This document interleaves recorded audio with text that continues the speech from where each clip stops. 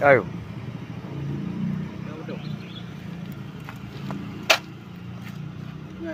Ini bukan sampah lagi, ini udah keramik-keramik dibuang kemari ni.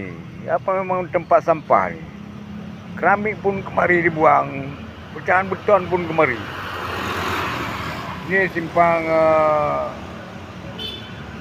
bundaran depan Masjid Nurul Huda,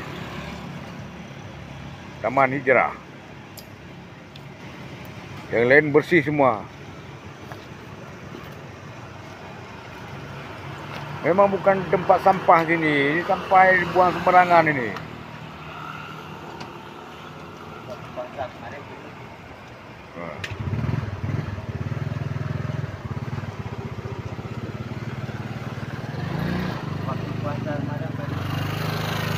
Nah, ini.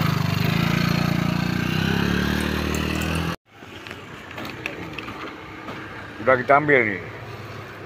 Sampah di Taman Hijrah depan Masjid Nurul Huda.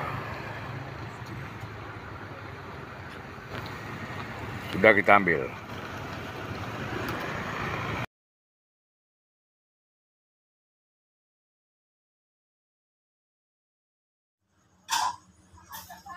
Bro. Tabah kedai, tabah bro, tabah becak bro. Ya tu mata ke penuh.